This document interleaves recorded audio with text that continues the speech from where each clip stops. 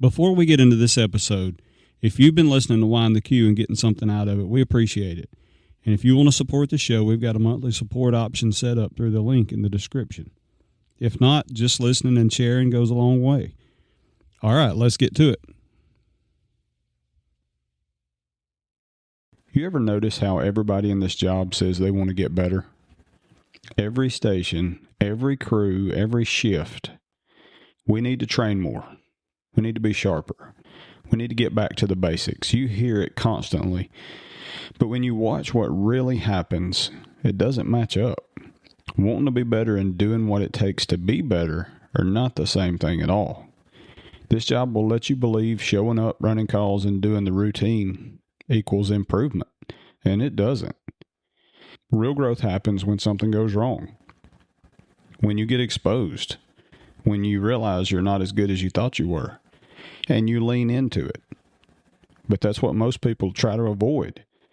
It's easier to stay comfortable. It's easier to train over what you're good at. It's easier to blend in. And if you're not careful, you'll realize you haven't improved in a long time. That's what this conversation is about. Training, standards, and accountability. So let's get into it. Boots hit the floor. Jump in our gear. Mask, gloves, door, screaming down the street.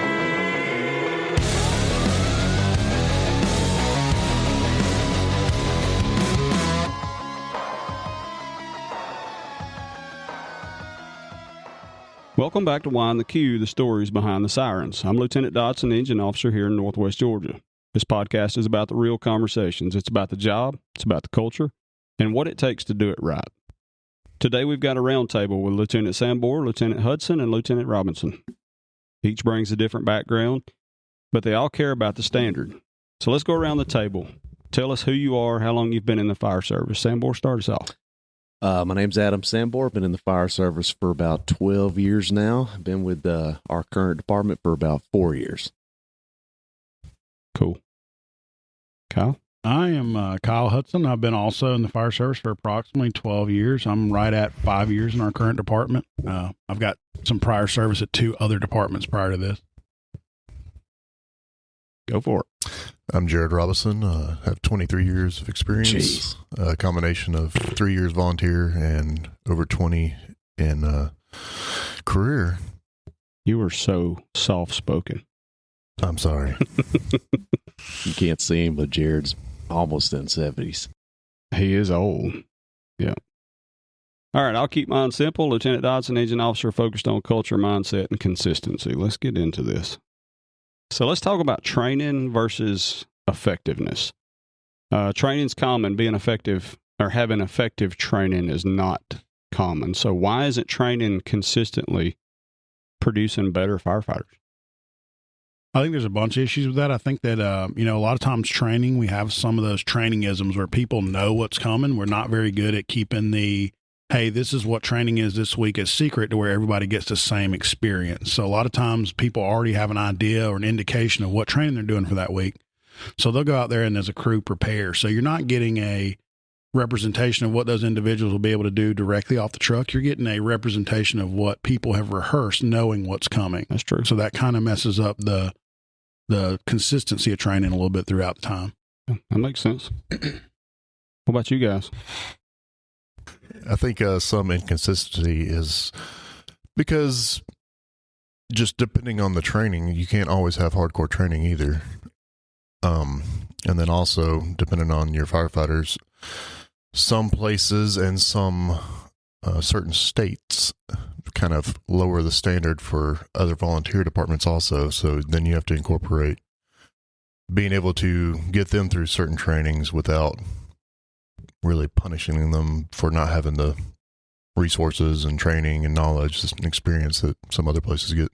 We've talked about that before, how different it is. I mean, you can go, even Polk County, not to jab at Polk County. I live in Polk County, but how different it is there. You can go 10, 15, 20 miles down the road and we've got it good. Our oldest frontline truck's 2018. And I think maybe me and Sambor talked about this, where if you've only worked here, you only know what we've got and you don't appreciate it. But once you start seeing Perspective. yeah, what other people don't have or how hard they got it, they got old trucks or old gear or whatever, then you start appreciating what we've got. Yeah. I think a big cancer to the training culture is the complacency, obviously. I think you've got a lot of guys that, they're in the job for years and years and years, and they think that they've done enough training. They know what to do in every scenario, and they don't think they could be met with anything new that would challenge them. But of course, that's not true. Yeah. This job, it's very easy to get complacent.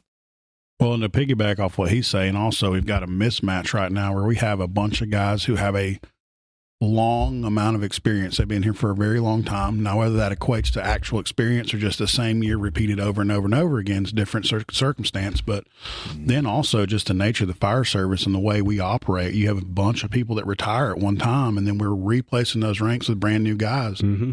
Some places right now in our city, you have, firemen that are senior firemen in 3 years. You've got lieutenants that have been here less than 5 years. Yeah. And that all comes to an issue to where there's a training mismatch on where, there's a lot of guys out there that have trained and want to be better, and they want to do advanced stuff and get better all the time.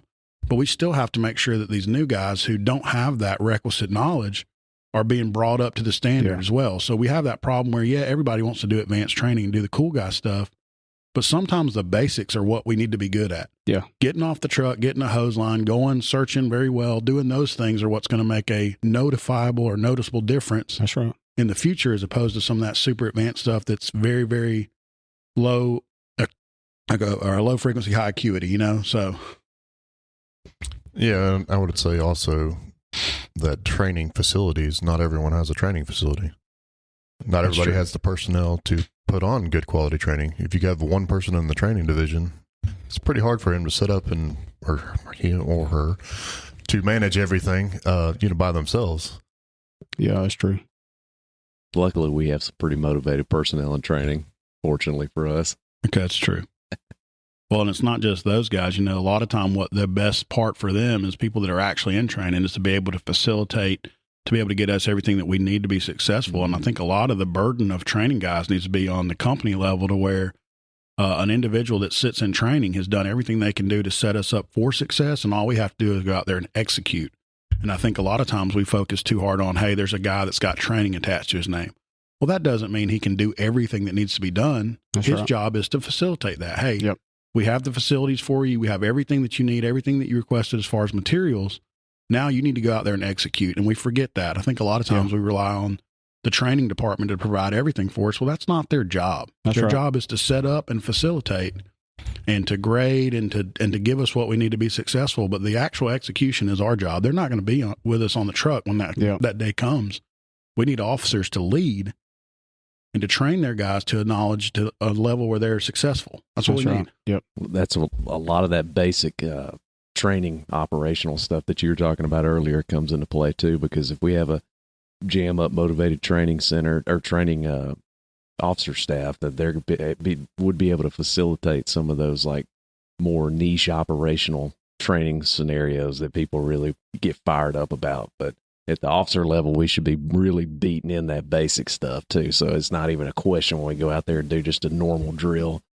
Everybody knows exactly what they're doing at all times for that. Yep. And I agree with that, because at a company level, you don't have to have the facility to do the basics. Yep. You can pretty much pick anything. I saw y'all drilling out the other day, doing a spaghetti hose and then doing a little RIT training. Yep. That's all it takes. It's just the basics over and over and over until there's second nature. So that way, when the crap hits the fan, you fall back on your basics. That's right. Yep. And we've pulled our cross lay a multitude of times with our brand new rookie. And sure enough, last night we had a little bitty car fire in somebody's driveway. Pulled that thing off, no problem. That's perfect. Good deal. So on the y'all talked about company level. What's something on the company level that we can do that will immediately improve training quality? Hit your basics. Yeah. Master that is them. Honestly, yeah. That actually makes a big difference motivation wise too. Because if you're just especially like I think I said it last time I was on here. There was a Saturday that we came in and we just threw the 24-foot ladder and raised it over and over again. I think each of us did about 10 times a piece. Yeah. Not only does it build morale, but it builds these guys inspirationally to want to do more and get better at it. Yeah. And it's almost like a camaraderie experience rather than just like a work. And the company officer has got to be out there with them. Oh, absolutely. Yeah. I think that is a huge deal.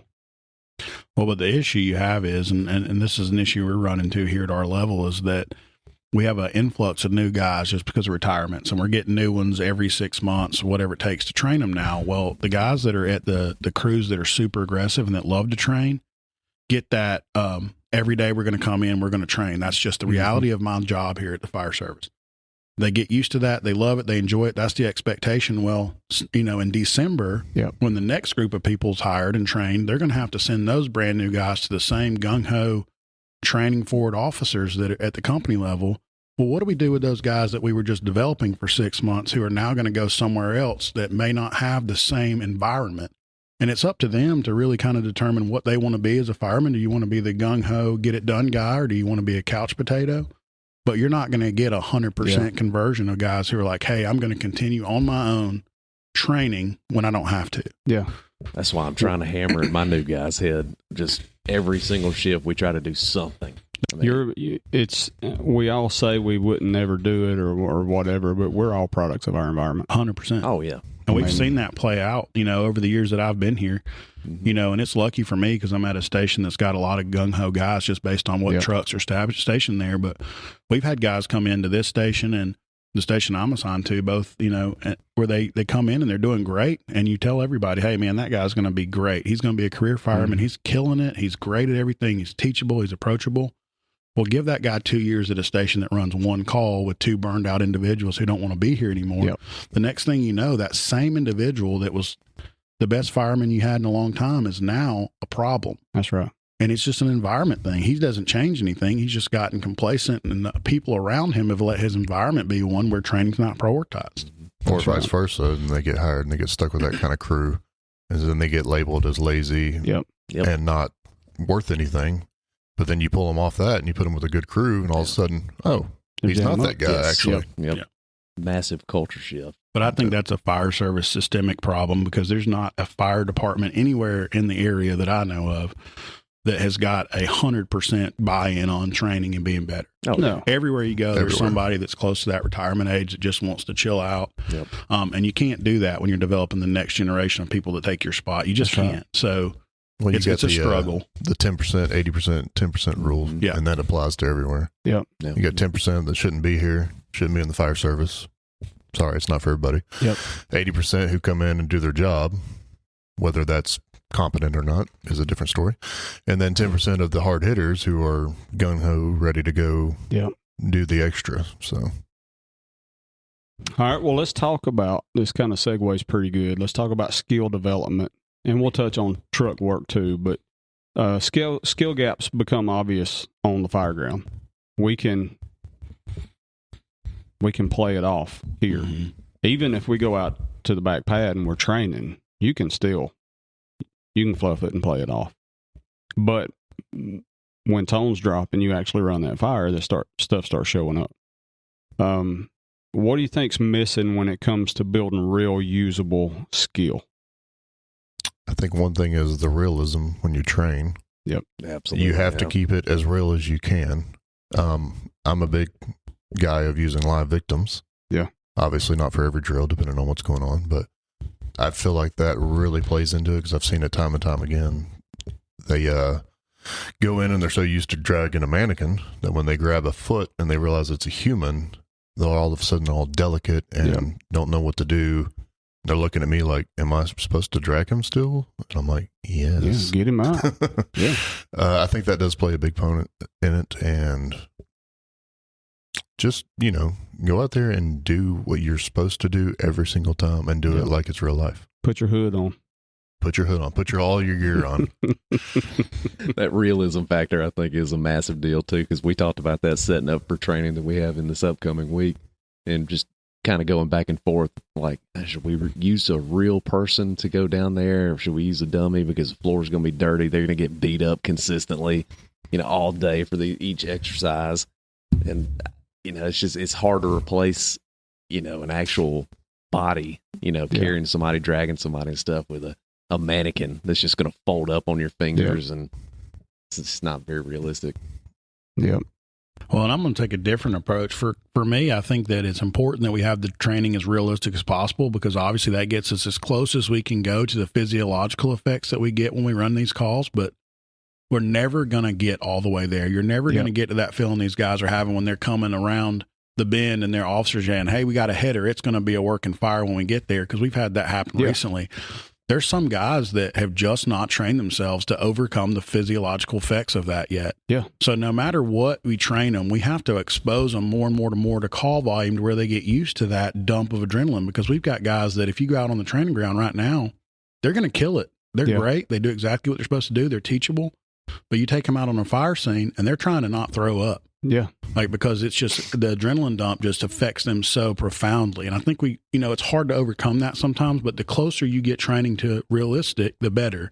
That's why, in my opinion, much what Jared said, I would prefer you don't tell anybody anything when you go to training. Hey, these units come to this place at this time, and when they get there, you say go. Yeah. That way there's that immediate dump of adrenaline, and they're overcoming that, as opposed to we sit around and we talk about, hey, today we're going to do search training. You're going to show up, and how we've done it in the past. And I think with Jared being in our training division now at this time, we're going to get a lot closer to those realism things that would give people that edge when they actually go on a structure fire, because that's where we're seeing the failures, is the real calls. Yeah, we're seeing some training failures, but it's not as common as when you're actually on scene doing things. People just do crazy stuff sometimes. Fortunately and unfortunately, it's impossible to manifest or replicate that environment anyway. So you can't. It's tough, because that's going to be your best training tool. Actually going and doing it. Well, and it's also, and this is probably an unpopular opinion, but it's an officer problem, because the way the officer acts and the way the officer approaches calls is the way that the crew is going to approach the calls. 100%. I mean, when we're going to a structure fire for my station with my guys, I'm yelling, hey boys, let's go. We got it going. And as soon as we get there, we're looking for work. If I have to go up to who's in charge and put my face up to their face so they can at least see me and give me a job, I'm going to do that. Yep. Not every crew has got that. There's a lot of crews out there where they know their officer's not super gung-ho, so they're just going to sit back and let things, kind of happen until someone tells them what to do. And then other people are just actively trying to find work. Now, there's a point where that actively trying to find work goes into where it's, a little bit difficult for everybody to manage the scene. You're doing too much, but you want to show up and have to hold the guys back from doing their job. You don't want to have to push everybody forward, because we're not getting anything done that way. That's right. I do think you can develop that mentality, though, on the training ground, to be honest with you. 1,000%. I think a lot of this is what I see that's very, very frustrating. It's when we do these live burns and this really awesome training that training's putting on, you see these company officers that are just so demotivated. You can tell they don't want to be there. They think they already know everything that's being taught by everybody. And I think that just immediately puts a damper on the morale of their crew. Because if their officer is going to be super stoked and super pumped up trying to do stuff, they're going to feed off of that, and it's just going to spread, essentially. And then I think, like Al said, once that training is established and you get that, rapport with your guys like that, I think that bleeds into the actual fireground operations. Yeah, I agree with that. I like to see a sense of urgency, which we lack a lot of times during training. Absolutely. Yeah, but I think that's a product of our own environment, because for many years that urgency wasn't prioritized. And now we're in a transition here where we have a bunch of young guys and young officers that are gung-ho and still love the fire service. So we're trying to break some of that. But I think, in my early years here, I don't think we prioritized that sense of urgency as much as we prioritized going down a checklist and hitting every single checklist on the box. We prioritized completely doing it, not necessarily doing it with that violence of action, that urgency. And for me, and I'm sure for you guys as well, that urgency is what really makes the difference. Because if you get in there, on a structure fire or any kind of real bad call that we run, there's a couple seconds that can make the difference between life or death. So to me, the most important part is the guys are getting off the truck and they're doing those things that they know they need to do because they've been taught by their company officers, and they do it effectively and quickly with a sense of urgency.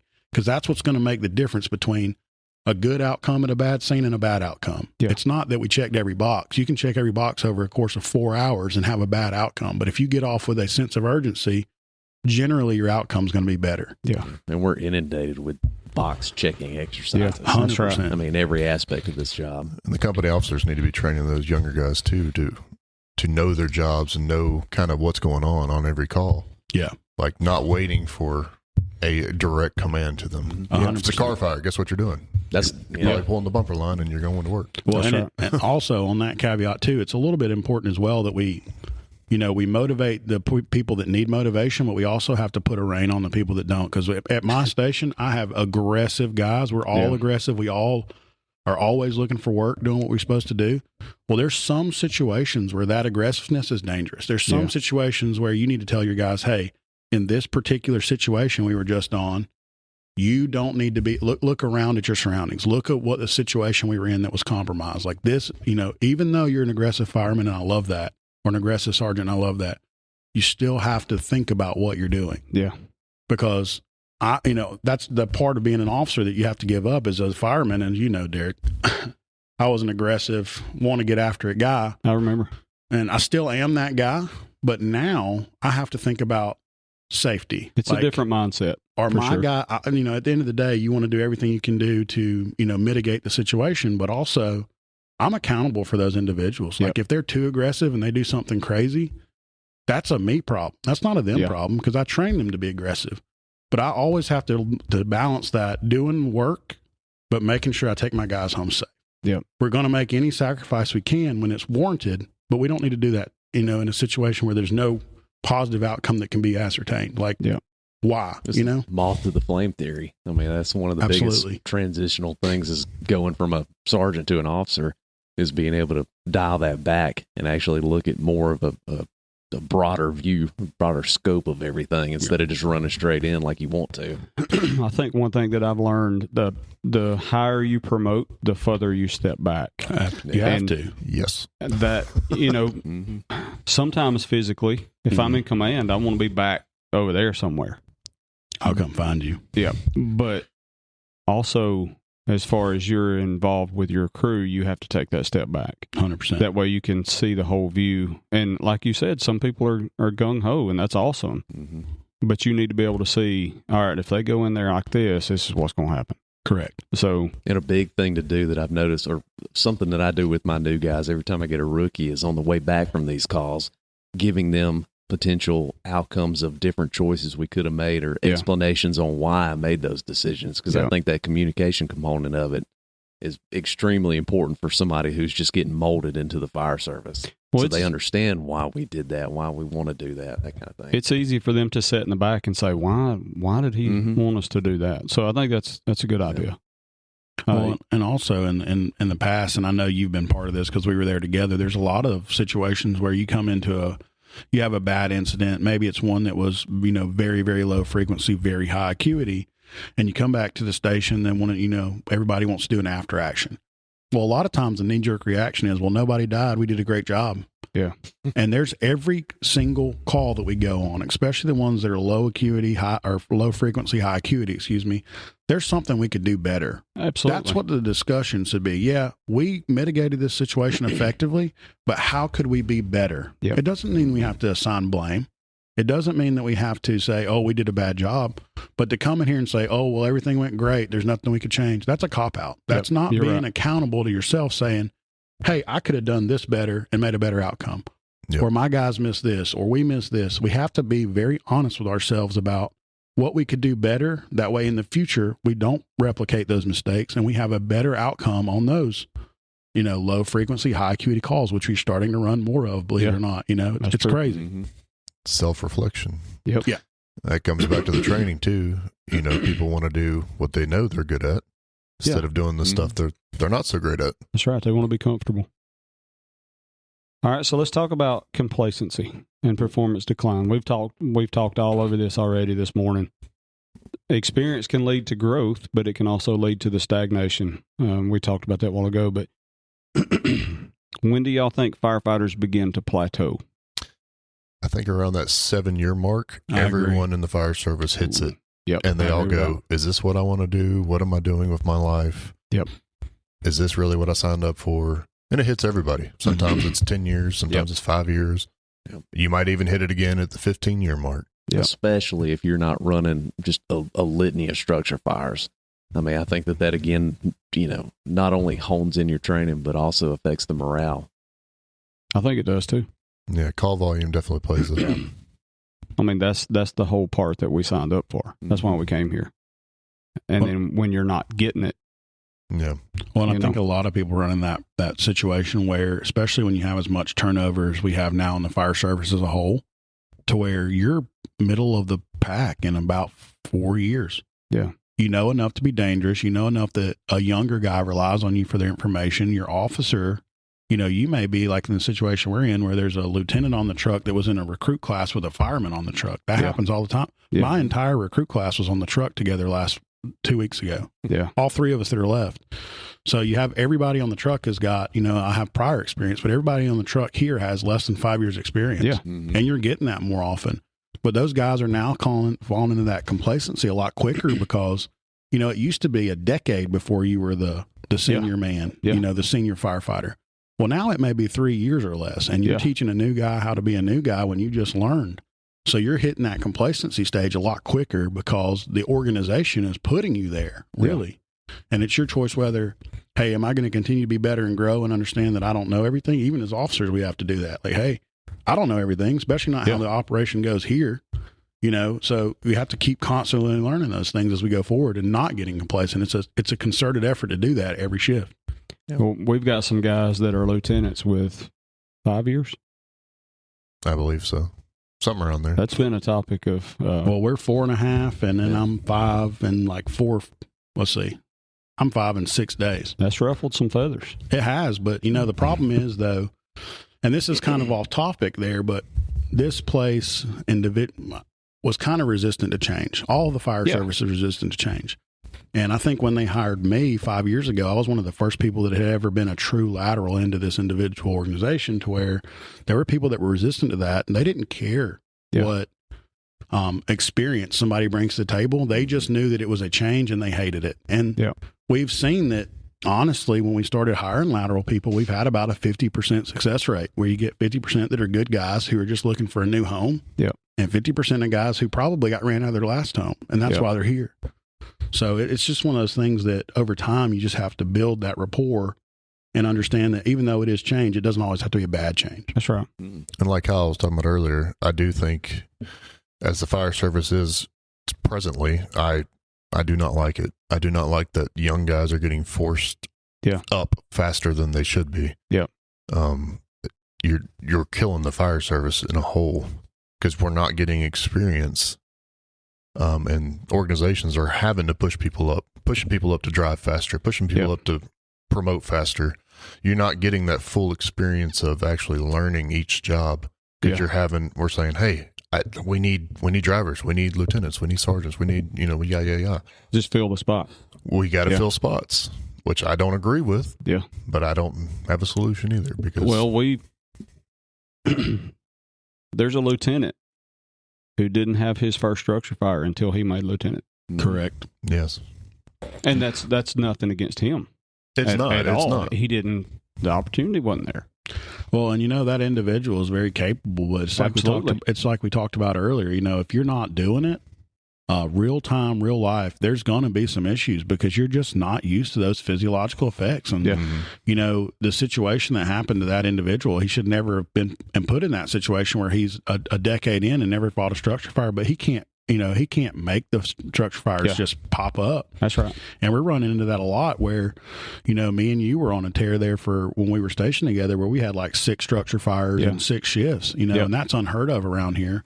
Well, there's guys that are brand new firemen that are getting more experience actually doing that than people who have been officers on a truck for years now. You're right. So it's just one of those things where that, unfortunately, that real life experience doesn't always come to everybody equally. And there's guys that are going to fall into that situation where they've been here for 5, 6, 7, 8 years, and they're a lieutenant, and they've never been inside a burning structure fire. It happened once already. It's going to start happening more and more often. Yeah. And it's going to be hard for us to bridge that gap, because until you're inside and something goes wrong, you don't really know what to do. That's right. Because in training, everything's got guardrails. It's protected. Nothing's going to hurt you, yada, yada, yada. When you go in a live structure fire, that's not true anymore. That transition is hard to overcome mentally and physically. Yeah. And we got to kind of get better at that, but there's no way really to to provide that realism, short of actually having structure fires on a regular basis. So I think right. one of the only remedy, or it's not really a remedy, but just kind of a Band-Aid, is just subjective personnel placement on crews. I mean, you've got to take a step back and maybe ask your battalion chiefs who know the guys the best, like, where should we put some of these people? We've got officers that have never fought a structure fire interior. They're getting brand new promotions. Let's try to put them with some sergeant. A strong sergeant and maybe an experienced firefighter. Yes. Yeah. Or even just matching the motivational levels or whatever the tactic is, just to have some sort of thought process and crew placement. I think we are trying to do that better. Yeah. Obviously, we still get, depending on how many we hire and stuff like that, you're still going to have to stick some somewhere. Yeah. Unfortunately. And we've got all the requirements now for EMT and for this and that. And it all plays into that. Well, and that's another issue that, we haven't even really talked about when we're talking about complacency too, is that, that push to promote faster, that need for us to promote faster and be in positions that are open. Well, the amount of education that's involved in that kind of creates a complacency that you weren't even thinking about, to where if you want to be a sergeant here and you want to really put in the effort, the number of classes you have to take to do that, to get your EMT, your AEMT, to go to all the classes that are required. And when you get up to lieutenant, it's even more. If you want to be on a technical rescue team, it's hundreds of hours. If you want to be on the hazmat team, it's another 80 or 90 hours. When we start doing all that, guess what? Those guys aren't here. Yeah. They're not here to train. True. Double-edged sword. Because it's a double-edged sword. They're out there getting all the educational experience that they need to be promoted, which is mostly classroom-based. That's right. They're trying to go forward. Well, they're not here to experience the hands-on training, because the load that they're asking for you to do as far as education to get promoted is so great that it takes a ton of your time away from that. So you get in this natural, you've got 300 hours of training this year, and I fall into this sometimes. Mm-hmm. Yeah, Sambor does as well, because we're normally together. Jared as well. We're always together taking classes, trying to be better. Well, we've spent 400 or 500 hours this year outside of the city doing extra training. Mm-hmm. So, not saying that we're getting complacent, but there's times where we just weren't be able to be here because of scheduling conflicts, because we're always trying to be better. And we're going to run into more of that as guys try and promote and do the things that are required to get to those positions. Well, they're just not here sometimes. Which goes back to that, unfortunately, people moving up quicker than anticipated, because we don't really have the choice. And, they're going to promote, and they know they're going to have to promote. Yeah. So they go ahead and start taking everything, which is no knock on them, but they're losing that real world experience, like you said. 100%. It's so funny, dude. I didn't think about that until you were talking about it. I do think that we may see like a lull in that in the next few years, though. Yeah. Because I think all of our pumped up young guys, they're going to do like we did and take every single class on the front half of their career. And there's going to be like a lull. And that turnover, and the complacency we're talking about, a lot of the people that have got to the point, and I wouldn't call it complacency, I'd call it burnout. But we have these big groups of people that come together. They retire at the same time. A lot of those guys are towards the end of their career. They're not necessarily happy with us or happy with the department as a whole. I call that burnout over complacency, but they're starting to, there's a group of them that will probably leave in the next couple of years. Well, everything's going to be locked down. I mean, you've got 3 lieutenants here sitting at the table who have been here less than 5 years each that are in those spots. We've got 15 years left to work at this department. Yeah. So we're going to hit a point to where those guys who want to promote, there's nowhere to go, but then 15 years from now, we'll have a mass exodus and we'll start the process all the way over again. Yep. So, a lot of times the situation in your department is what determines whether there's complacency or not, because you can only do so much motivation. You can only do so much getting people to have buy-in. There's just going to be some times where there's nowhere to go. Yeah. There's no spots to go to. There's no need to take classes and be ready, because there's nowhere to go. So that kind of also is working against us, that we have to overcome somehow. Yeah, we were talking about that the other day, actually, about in the next couple of years, there's probably going to be like one spot for lieutenant. Yeah. Until we build a station number 6. That's what I was going to say. Next thing. And fortunately for them, we're consistently growing. Yeah. So, I mean, we're talking about building another station here in the next couple of years, and I'm sure we're going to annex more stuff into the city at some point. And I do think, fortunately for them, we'll have that growth effect. Kyle was talking about people leaving. Me and Battalion Chief Mitchell was talking, and in about 5 years, it'll be a flip. Yeah. And then in about 10 years, I will go he'll go like there'll be a flip. there's going to be and then, a big exodus. and then about 15 years, all of y'all will be kind of in that area. It's like in 5-year increments. Yeah. Yeah. And the problem is, though, it's like how many people can you retain? Because the fire service in general is having a retention problem just because there's so much opportunity out there. A lot of people come here and have a false idea of what we do as a career. And you've talked to a lot of guys on your podcast that are brand new, and what they thought they were getting versus what they actually bought were two different things. And, I've been here, 5 years and 6 days, 5 years in 6 days, not 5 years and 6 days. And out of my five So people, specific. out of the five, distinction. it's getting close to the anniversary, guys. You get a certificate of that one. And out of the 5 people that I started with that were in my recruit class, which I went back to recruit school another time when I came here, but that's neither here nor there. But out of that 5 people, there's 3 of us left in less than 5 years. So and I think the 3 that are there, we're going to keep for another 10 years, 15 years till retirement. But if you have every class where you're close to 50% attrition rate in the first 5 years, it's not really sustainable. Yeah. And it's not a problem that only we're having. It's a problem that every organization in this area is having because there's just so much movement. Yeah. And people can move and people can go different places. So I think we got to work on the, retention also, and try and combat that complacency and make everybody feel like this is a place they want to be. Yep. And that way we can retain more people. I do think it's a generational thing too, though. Loyalty in the fire service isn't really around anymore. That's true. Most people, they're just coming for the next best thing. Oh, well, that department pays $5,000 more. I'm going there. Or, hey, they're busier. I'm going to go there. But what they don't realize is, like he was talking about with burnout, you go to a busy department for 10 years, you're going to be pretty burnout more than likely. 30 years. Yeah. Yeah. And then guess what? You still got, another 20 years until retirement. That's right. And then you're going to be a broken old man and not be worth anything by retirement. Yeah. Sure, you're going to be a really good experienced firefighter, but what kind of quality of life are you having? It's that perspective thing. Speaking of that, and is that your identity? Yeah. Yeah. I struggle with that sometimes. Yeah. Especially moving now to days, like I'm not in suppression anymore. That kind of hit me hard. I was like, man, like I don't even feel like a firefighter anymore. Yeah. I'm admin. Yes, you are. That was a big transition for me, and I feel like we're running into that with culture of this stuff. Is always, there's no loyalty. Everybody just wants to come, and then they realize, hey, we're not as busy as I thought we were. We don't run as many fires as I thought we were. Yeah. I want to go to DeKalb County. And then they go to DeKalb County and run their butts off. Yeah. Yeah. And in 5 years, they're probably going, man, I really wish I would have stayed there. Yeah. God, it's that perspective thing, man. It is. Yeah. Well, and also, just like what Jared was talking about, Lieutenant Robinson, he went into training and he likes training. He's great at training, but we needed him in training. That's the issue that we're running into too, is guys are about to start out promoting where they want to be because the needs of the organization. Yeah. To where if you have somebody that is squared away, that is good at hosting and doing training. And if you know anything about Lieutenant Robinson, he's got a huge network of people that he works with. He does a ton of teaching outside of here. We needed an individual in that spot who has that capability. Absolutely. But was he ready to leave the truck? We'll never know, because the organization and the individuals that rely on him kind of pushed him that way.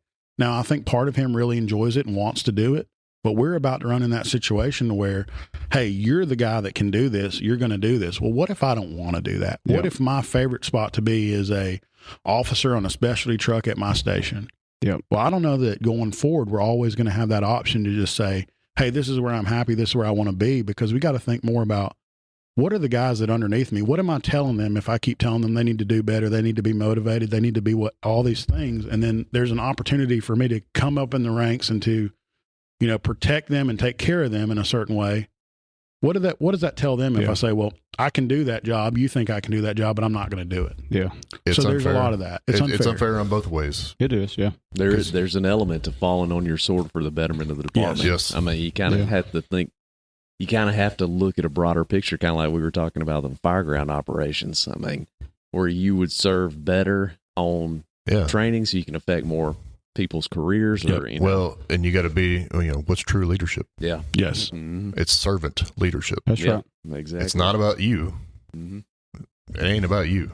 But that servant leadership comes at a cost, mentally and physically, because when you put yourself in a situation that may not have been exactly what you wanted, and I think we've seen this with some of our battalion level officers, to where they really wanted to be company officers, truck officers, and that's what they wanted to do.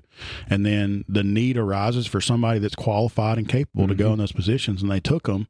Well, that's not necessarily where that individual saw himself a decade ago or 12, 15 years ago when he started his career. And we're going to see more of that, because the need for people to promote is going to be greater than it ever has been, just because of the changing dynamics of the department and the individuals that are going to be forced in those positions, not by physical means, but by, the guys that are going to wind up in those spots are, the high performers that are already doing a good job where they're at. And they would like to stay there, but I don't know that there's going to be that possibility in the future for everybody to just stay where they want to be. Yeah, I agree with that. Yeah, it's kind of crappy sometimes, because you don't get those 15-year firefighters anymore who can really hone in their skills for the new guys and be that senior firefighter and teach them, just because the needs of everywhere. I mean, it's not just our department. They get, like you said, almost forced to move up, because there's you got to make else. room for the new generation. Yeah, there's nobody else. Yeah. Well, we figured up the other day, so I've got Sergeant Miller on my crew. Other than me and him, everybody on our crew's under 3 years. Which is like, 45 people in our department? Yeah. Almost half of our department? Yeah. We talked about leadership. So I think leadership sets the standard. Yeah.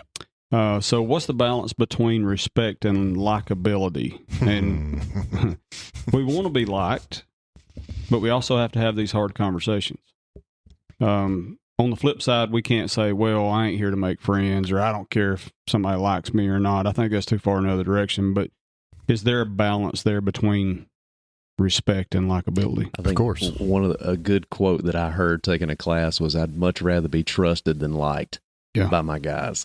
And that's kind of the mentality that I've taken. It's just, I know they're not going to want to train and do stuff like that, but they are all the time, on the weekends and stuff like that too. But they're going to definitely trust that I have their best interest in mind. Yeah. Whether they like doing it or like me, whatever, as long as they trust that I have their best interest. Yeah, that's what matters. I think it's about building a rapport too with your guys. Yeah. And when whatever you say and preach and the standard is, you have to uphold it yourself. Yeah, absolutely. And that creates buy-in. And that's one of the biggest things. Yes. But at the end of the day, I've always kind of done it like I do my kids. Like, at the end of the day, I'm here for your best interest, like you were saying. Like, I'm here to take care of you and do what's best for the department. Yeah. And you. And sometimes that's not always going to go the way you want it to. That's true. But at the end of the day, that's my job. Yeah. Same as training now. Like, it's different now because now I have to be the safety guy, which I'm not used to. But when I create training events or we're doing training, like, I have to think of every aspect of how someone could get hurt by being dumb. Let's be honest. But same as an officer, though, you're doing what you need to do as your job. Yeah. You're not always going to get buy-in from everyone. Yeah. Everyone's not always going to like it, but you got to do what's best. That's true. And they've got to, like y'all said, they've got to know that whether they like it or not, you're doing it for them. Right. Yeah. I think it's best, too, to set that standard up front. Yeah. When you get that crew, you got to sit down and have that conversation with them. We do, and I talked to Sambor about this, too. So Kyle mentioned earlier, around December, we start swapping up, and they move people around based on staffing and needs and whatever. So first of the year, we've got a new crew. Yep. For the most part. Having an expectation meeting, the first shift that everybody's there, and everything is lined out line by line, and they know what's expected. Yep. And then there's no question. Set the standard. Yeah, and that's not to say that in June or July you may have to go back and have another realignment meeting, because we get slack on some things. I'm telling you, it's like raising children. Yeah, absolutely. Herding cats. But setting those expectations early, where black and white, this is what I expect, this is what we got to do. Well, and I think, too, for the three of us and you as well, Derek, we come at this a little bit easier because we're so involved with the initial training of a guy. Yeah. So a lot of these individuals that are coming here, they've had exposure to me. They know what my expectations are. They know how I am. They know what to expect of me. So luckily when they get to me or to Lieutenant Sambor, Lieutenant Robison, or you as well, they've already had exposure to us. So it's not as hard of a transition because some of the pivotal moments when they're developing themselves into the fire service initially, we were there for, we were all three there at their burns when they did, this last group, when they did night burns at the academy, all three of us were there. All three of us were involved. We've all taught classes, safety and survival, hazmat, extrication, all the things that they learn initially. We have a lot of involvement in those things. So it's a little bit easier for us because they already know what we're like when we get there. And I think it's a lot of, too, just the luck of the draw. For me, it's been very easy to make those transitions for me because I've mostly worked with people that I've worked with before. I'm extremely lucky here at this department. I've been at 2 stations my whole time here, and I've worked with the same people over and over again. So there's not a whole lot of conversation that I have to have in my particular situation just because I'm a lucky guy. Those guys already know. They've worked with me. Yep. My sergeant now was one of the sergeants at the station when I first started. I've got a fireman that I've had before that I've worked close with before. So it's like having those conversations are a lot easier when you have people that you already have had those conversations with. That's right. Now, depending on where you go, that might, there's a lot of people that get a constant turnover of brand new people because they're very good at that. They're very good at training folks. They're very good at developing people. So they're going to continue to have that. And that's a little bit more difficult. So it kind of just depends on where you're at, where you're stationed, and who your crew is, because a crew you've already had experience with is much easier to be friendly and to be the officer. Because those guys know they've worked with me long enough. I'm going to do everything I can to protect them from the negative side of things. Yep. I'm going to do the reports. I'm not going to ask them to do my job. I'm not going to ask them to do anything that they're not assigned to do. I'm going to ask them to do their job 100% the way it's supposed to be done, and that's it. Yep. That's the expectation. That's good stuff. All right. Let's get into morale. Oh, yeah. Yeah, let's talk about it. So That's morale that's directly good one. impacts our performance and our retention. What causes morale? Because morale, there's these waves, these ebbs and flows, and it's up and it's down. What do you think causes it to rise and fall? Culture. Fighting fire. Yeah, I agree. I think transparency and information. Yeah. I think it's a big one, yeah. I think that when people are busy doing what we were supposed to do as a career field, when they're fighting fires, when they're running car wrecks, when they're doing all the things that you see that are the cool part of things, people's morale's naturally higher. Mm-hmm.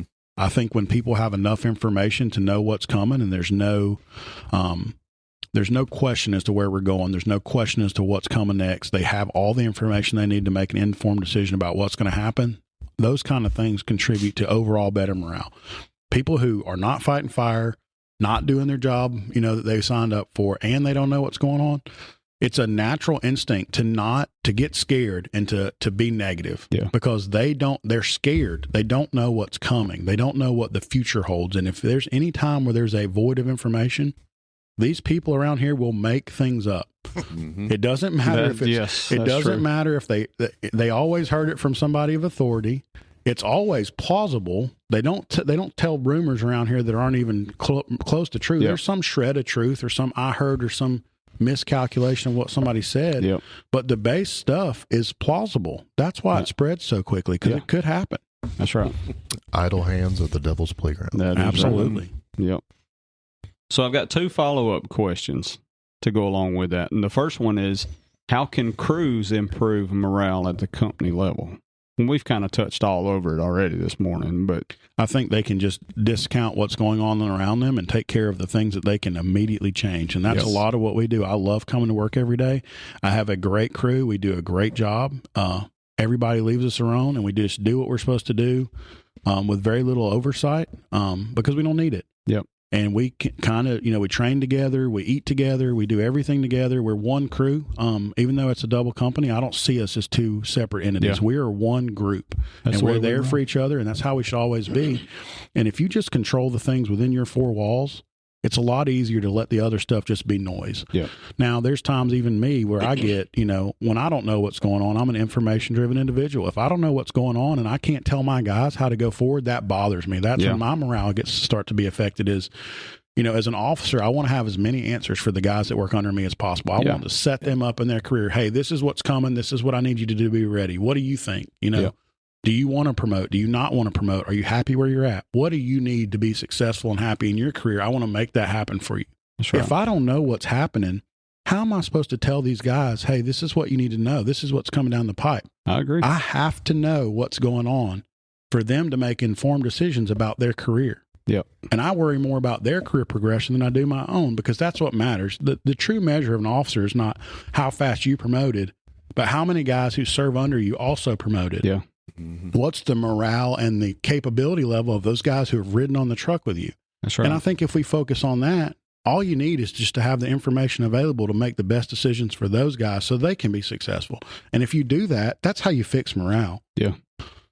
I think it's also being in tune with your guys, knowing your crew. I always felt like I did a very good job of being able to read my crew. Yeah. If you come in and I can notice like Sambor's something's off, it's talking to them. That's Get a it normal out of day. them. You know what I mean? Yeah. Like, Yep.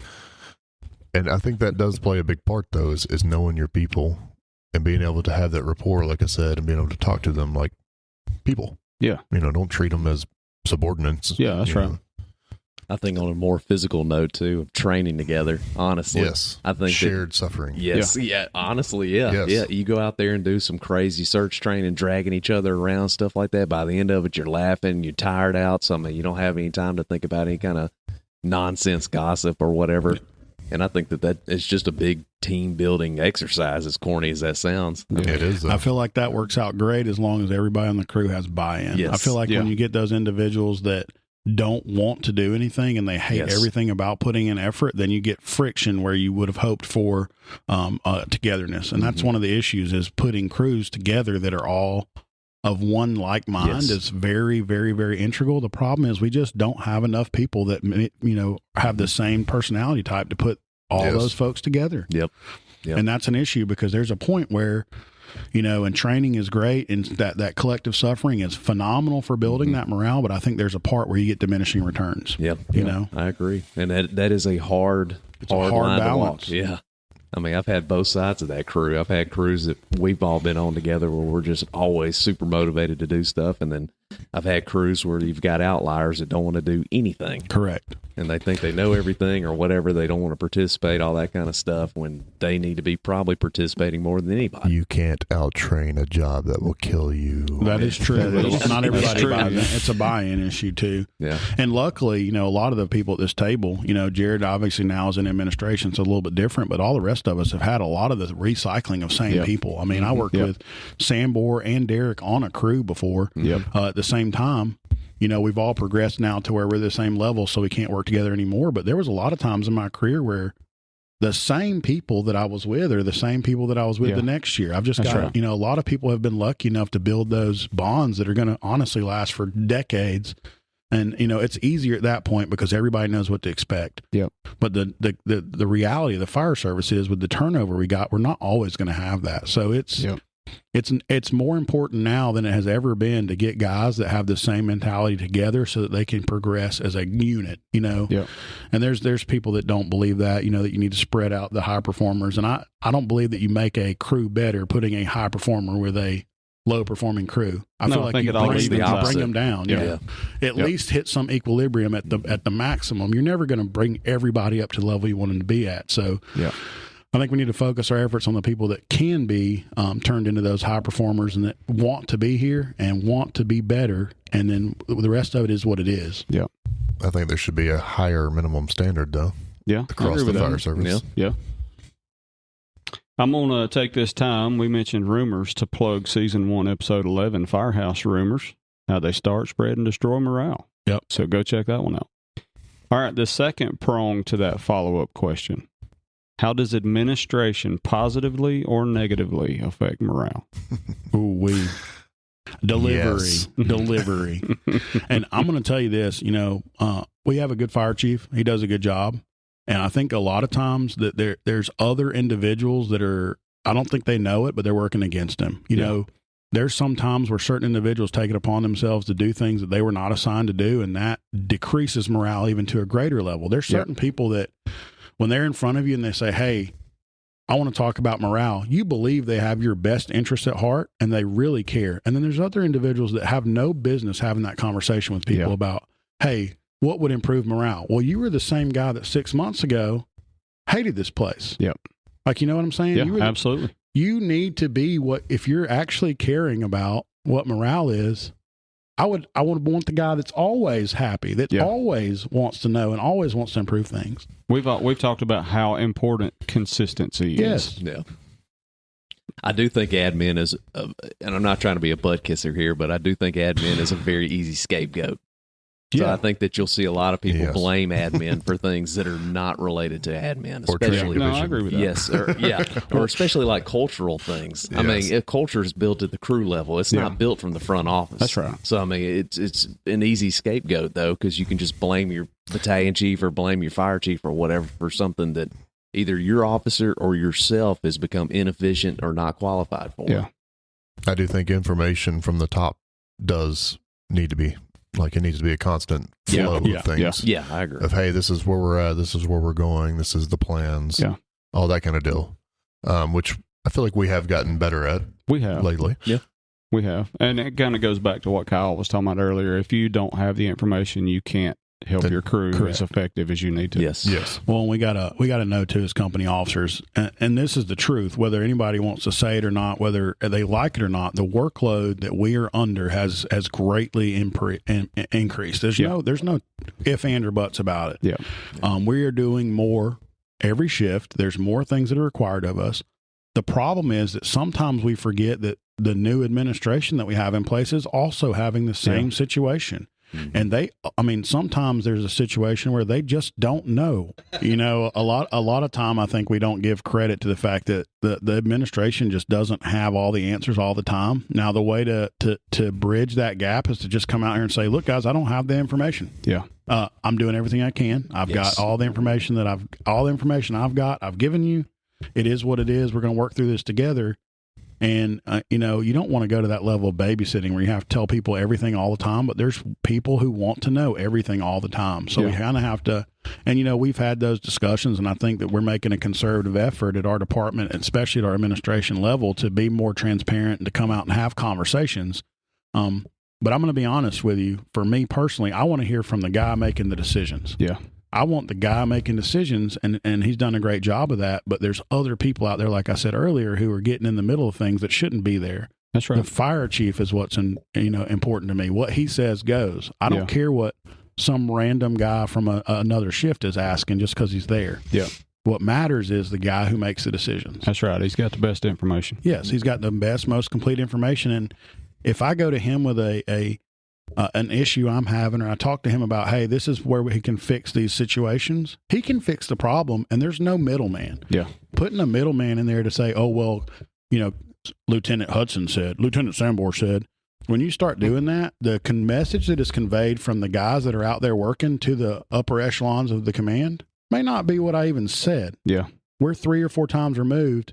And how many times have we been in a situation here, even at our department, where he said, she said gets real strong real quick, and what initially started the issue is not even remotely close to what the story everybody heard was. That's right. So we need to just go to the source is what needs to happen. The problem is people are just making it up. Yeah, that's right. Yeah. We've talked about that. I don't know if y'all ever did this or not, or called it that, but we used to do that thing called telephone where you whisper to somebody and then it goes around the room. Yeah, but it's telephone, tell a friend, tell a fireman. That's how it goes. And by the time it gets to the other side of the room, it ain't even close to what it started off. That's the way it works here. Yeah, there's always one person that purposely manipulates that information. Yeah. Absolutely. Well, and I don't know how in detail you want to get on this thing, but it's even like with the raises. If anybody, the amount of raises that we asked for as an organization this year, if anybody actually went out and did the math, if you took everybody that was eligible for every raise that we proposed or every raise that we tried to get and did the math on how much money that cost and thought that, first try, we're going to slam dunk it. We're going to get everything we ask for all the time because we can just do that. Yeah. Mm-hmm. That's asinine. There's no way that they're going to be able to come up with the amount of money it would have taken to bridge that gap that we all want bridged. Do we all want more money? Absolutely. Yeah. But what we have to do is meet our expectations. That's something that can happen over a couple of years. You just keep fighting the good fight.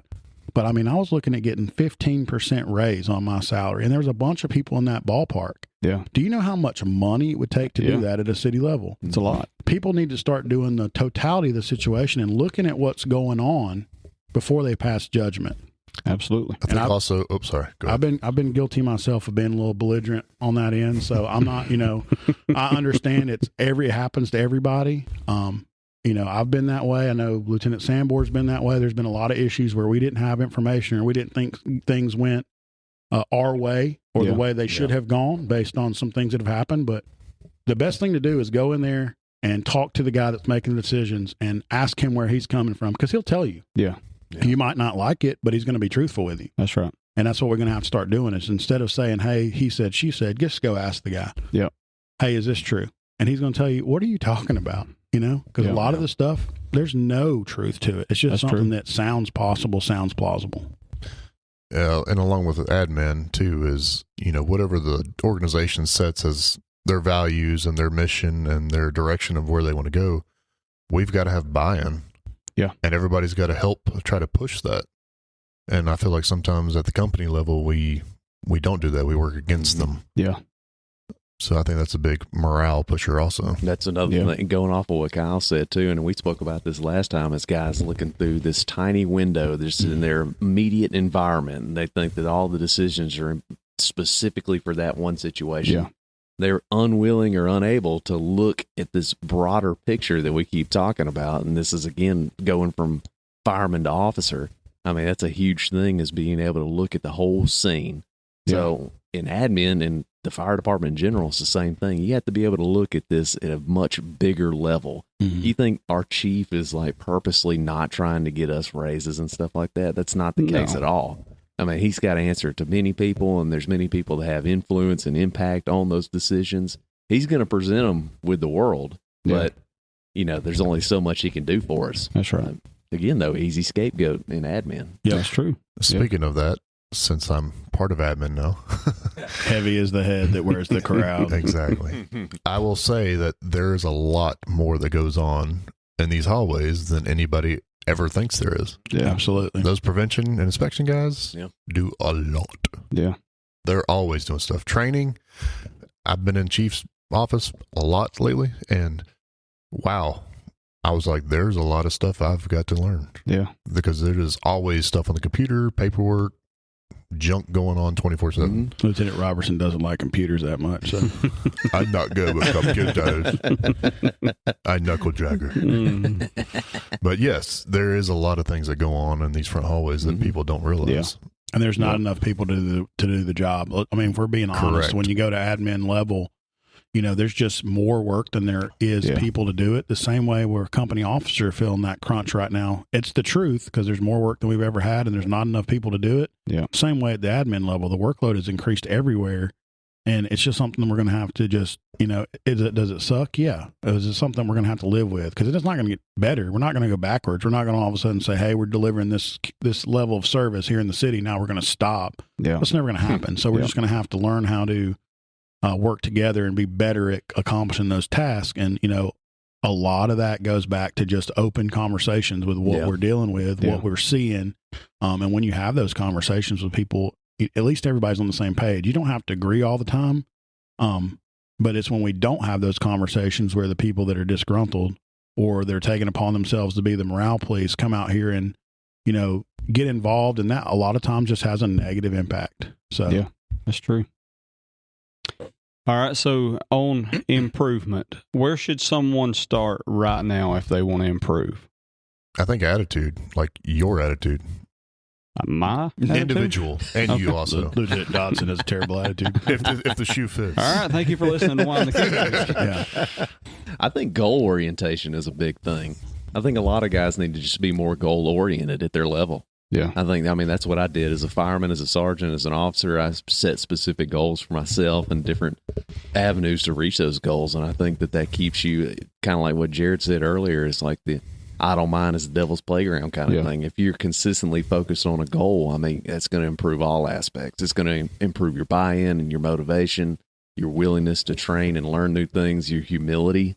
I mean, which is a massive component of this. Your goals have got to be SMART. Mm-hmm. And while you're up on the microphone, go ahead and tell us what that stands for. Absolutely not.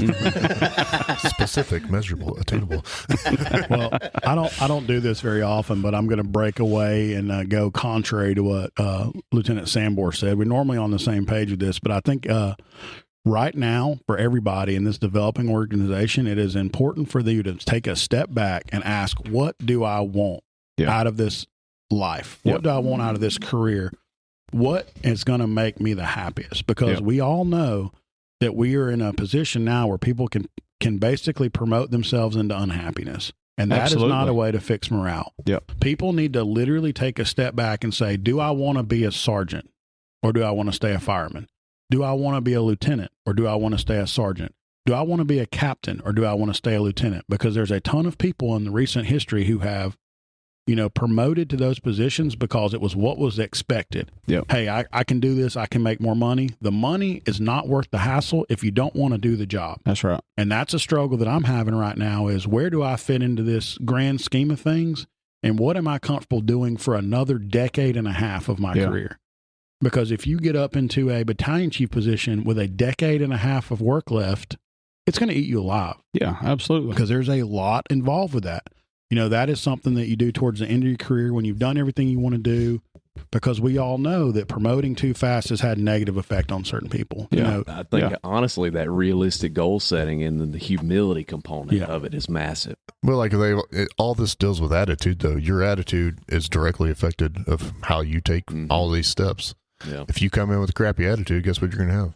A crappy day. Yeah, your crappy career. It's what you make of it. Yeah. Honestly, your environment. So if you come in and you say, "Hey, how can I make myself better or the crew around me better every day?"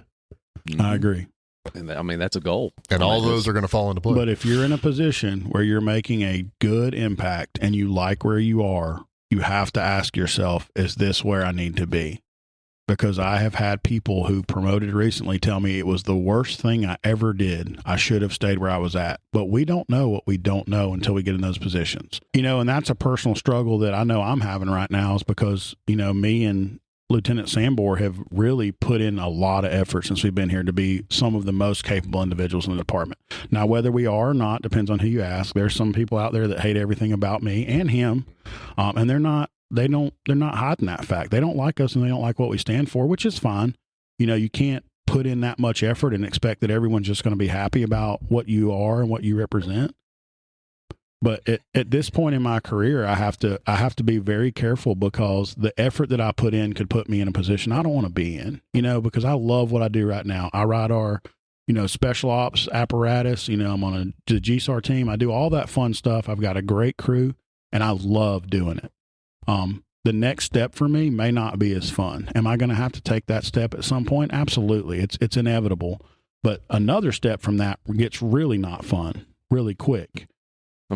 Full circle though. Yeah. The whole falling on your sword thing. 100%. For the betterment of how many more people can you serve in that position? Absolutely. So it's a catch-22 where, it may be great for you to go there and fall on that sword and make bigger impacts on the guys that serve underneath you and have more people who are serving for you and you're serving their needs and making sure they get everything that they need and they're successful.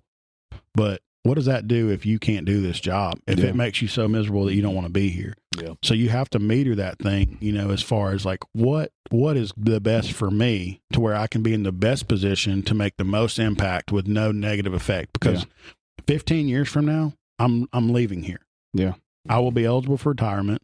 I may be the guy that actually had to wheelchair out of here, but most of us have a plan. I hit this time, my kids are grown. I'm going to enjoy life. I'm going to retire. Now we all know that doesn't always work out, but what are you going to have when you get there? Yeah. That's what's important, because these guys here, we have people that come by the station all the time. We love them. We remember them. Some of us. Yeah. There's a lot of guys that come to a station now and not a single person in that station ever worked with them. Yeah. Not a single person in that station even knows who they are just because of the changing nature of the fire service. So we always have to have that focus on not only how can I be better here, but how can I be better at home? That's right. And when I finish this career, what am I giving back to my family? Am I giving my family a happy, well-rounded guy who served a career, impacted a bunch of lives, but can separate who I am as a person from what I did as a job? And that's what we need to focus on. And we need to do that in the early parts of our careers. Yeah. Not Yes. 2 days That's right. from retirement. We would say, what am I going to do now? I've been a fireman for 25 years. Yeah. I have no other skills that I know of. That's right. What do we do then? I don't know yet. Teach firemen. Yeah. They got real weird real quick there. Huh? Sorry, I get on a soapbox. All right. Mindset, environment, or discipline? Mindset. Yeah, mindset.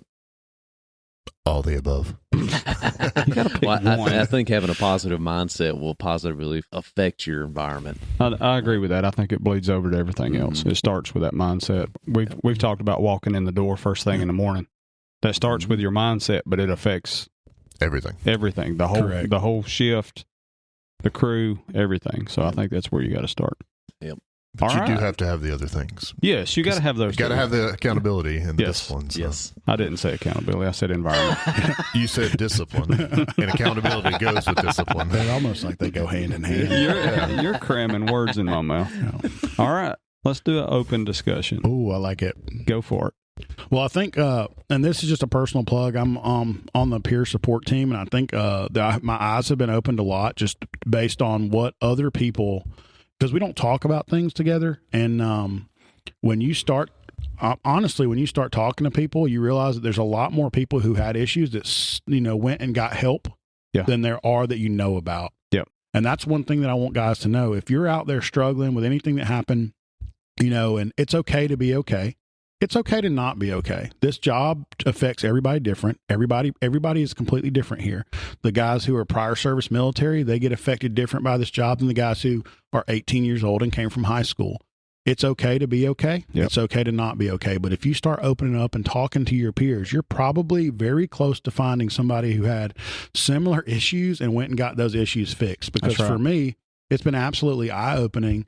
Not that I've having issues from it, but just to hear from other people who have had issues, went and got that stuff fixed, and no one ever knew about it. Yeah.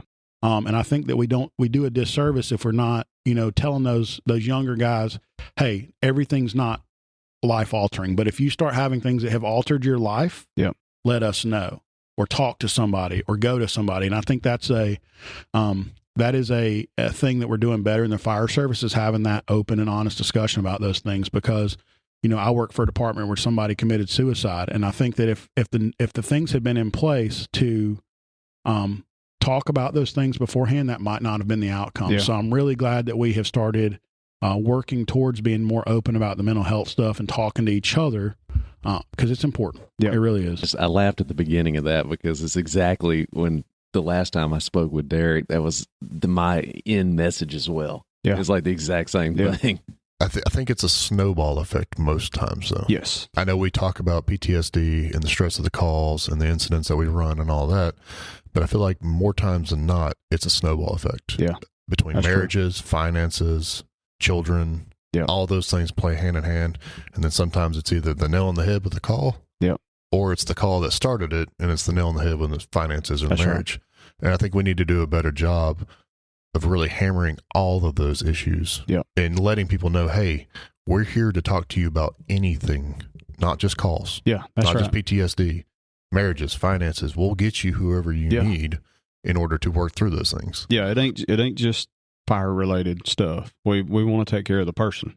Well, and it's just like, with me and you work together a lot, Lieutenant Dodson, and we've had a bunch of hairy situations where things we just had a run there where things just were real bad.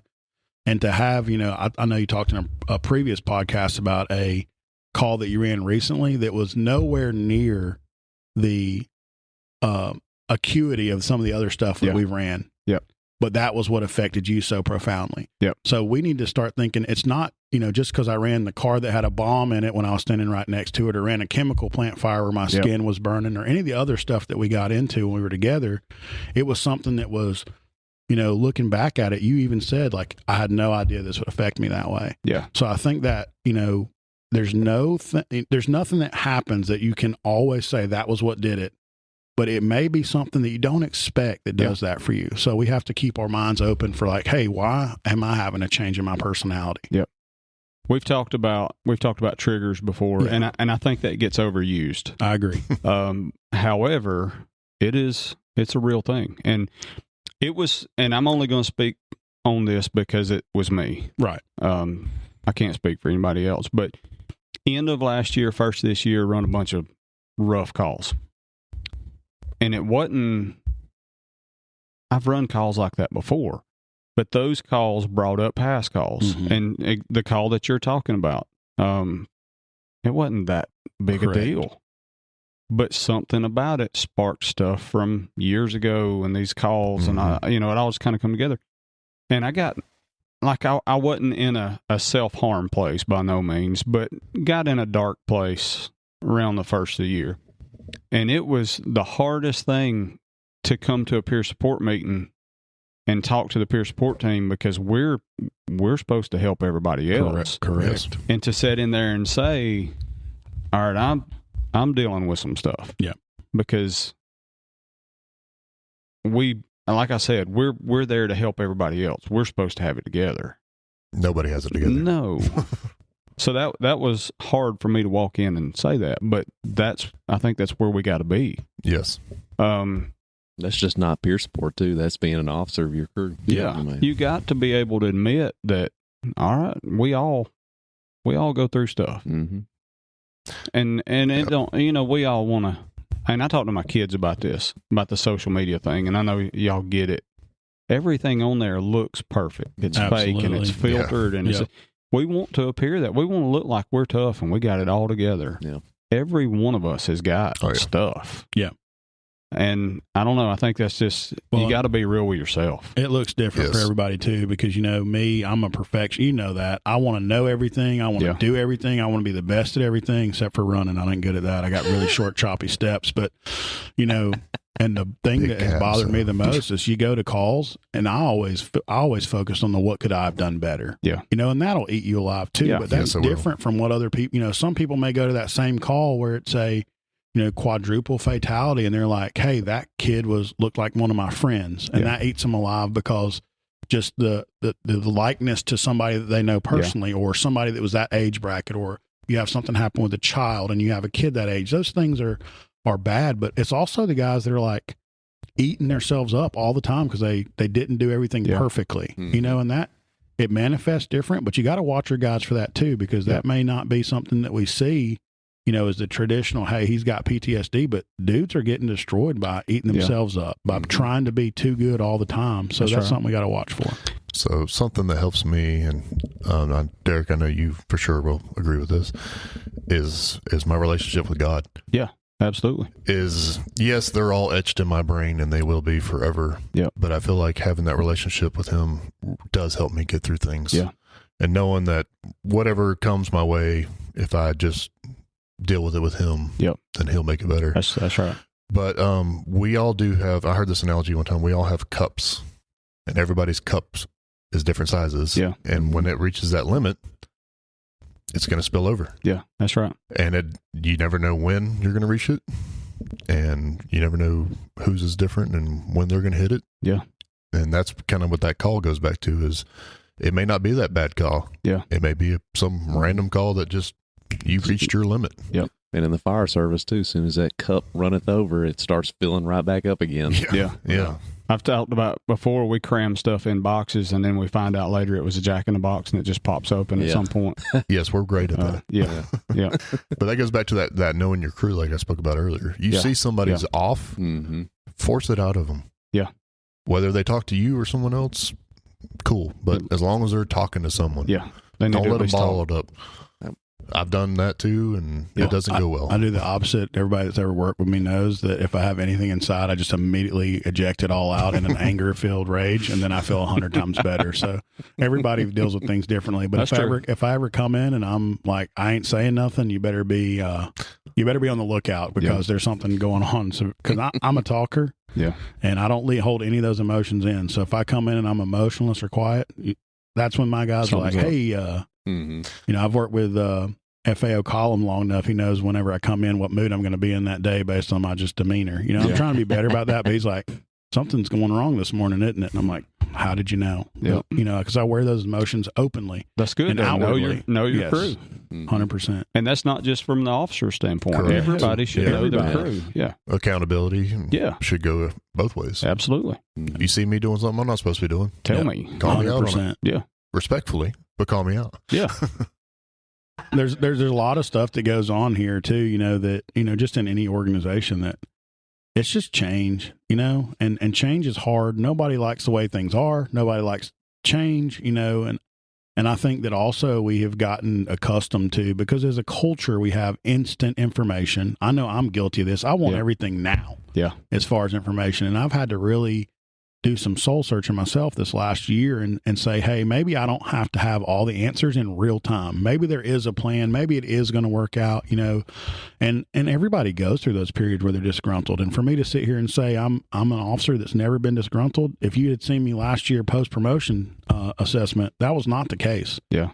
You know, so It's very hard to manufacture that too. Yeah. I mean, it's extremely hard to just stay consistently motivated, Right. especially when you have people working against you, or you have people that aren't buying in, or people that don't want to see you succeed, or they are jealous, or whatever the case is. I mean, it's extremely hard, but you just have to try your best to stay Yeah. on track with that. I mean, you have to think about your own goals. You have to be humble enough to know that you're always learning. I mean, it's just, you have to just see the farthest goal and just. Yeah.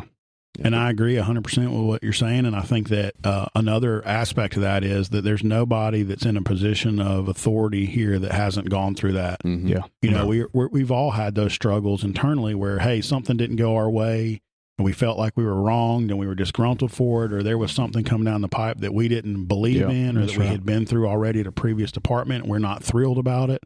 You know, so being an officer and being in the position where you're trying to make everybody have a good experience, we're not doing that because someone told us to. We've been there. Like, Yeah. you know, even in the short time I've been here, I've been disgruntled over one particular glowing issue that we had, Mhm. you know, and it made me mad. You Yeah. know, I was upset with the outcome. I didn't think it was fair.